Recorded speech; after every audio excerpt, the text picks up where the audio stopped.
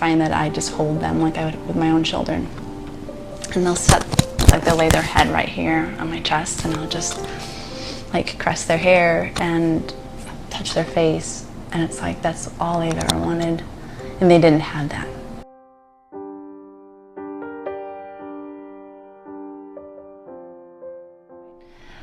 So let's see, how did I get into this? What I will say is that it wasn't because I was that touchy-feely person, right? It wasn't because everyone thought of me as like that, I gotta hug you, and I don't run up to people and hug them. Like, definitely not. What it is, it's about freedom. It's about breaking taboos.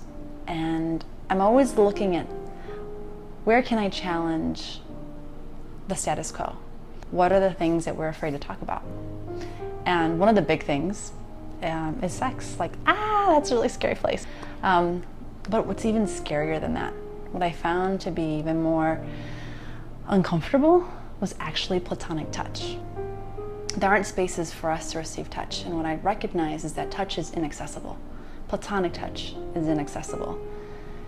So something needs to change, because without touch, we're dying. We need it. Every summer, this is kind of a little silly, there's a camp called Sex Geek Summer Camp. It's business school, like that's what the whole point is.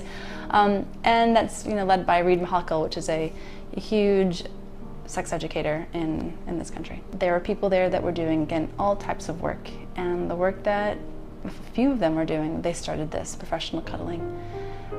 And I heard about it, and it was interesting, and I thought, and it was funny, I looked it up and I'm like, why the hell not? Again, I didn't realize the impact that it would have in my life. I didn't realize how good I'd be at it. I kind of just thought, I don't know. I can't even tell you what I was thinking at that time. I get pushback on social media. So if you're watching this on social media, yes, a lot of comments of like, yeah, it's gross and that's weird. But people, I think all I have to do is tell them one story. I start off with just one, and it's usually the most recent, the person that I saw for 14 hours, I had an intensive session a weekend ago, who had never experienced touch. And to see someone who, like, this is where we started, like this was about as much as they could handle, to them being in a full-blown like embrace and cuddle, was huge. That changed that person's life forever. I've always been weird and interesting, so doing something like this is like, it's a no-brainer, it's easy for me. People say, you're so brave, you're so courageous to just be out that you do this. It's like, it's my whole life I've been brave, or I've just done me.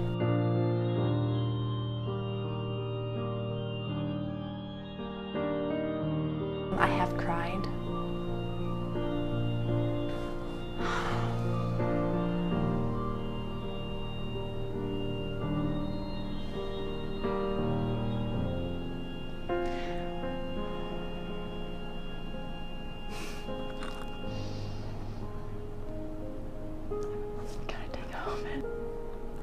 People criticize the work. It doesn't faze me. I actually enjoy reading the critique because I know that they don't understand. The hardest part is I've seen it. I've seen what it can do. I've seen people's lives change. And I think the hardest part, even though I'm doing the positive thing in the world, the hardest part is I know I can experience the hurt that is still present. I'm making the change I can make, one person at a time. I'm providing a space for that, but I think it's the recognition. I hear stories and I know of people that cannot experience this. I get those kids that become adults. I get those people. I see them, I hear their stories, I hear them tell me about the violence they experienced as children, or the things that happened, or I hear about war. Oh geez, I hear about war. So yeah, our veterans, it's all of that stuff.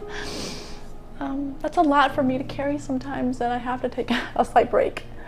Okay, that was a really heavy session. They can go to their therapist and they never get to that place. They just don't. They don't feel safe enough And I tell you that touch allows them to feel safe enough to tell those stories. What people don't know is that it is possible to have a non-sexual session with another human being and be physically super close. Most people think that's impossible. They think if two bodies are like right up against each other, like touching, oh, it must be sexual. You know, we assume, get a room, like this, something else is happening. That's not it at all. So definitely for more information, please check me out on YouTube. So Janet Treviño on YouTube. I extensively talk about this on Instagram, Touch is Medicine, and on Facebook.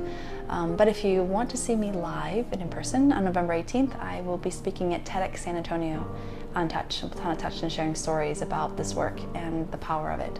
So I'd love to see you.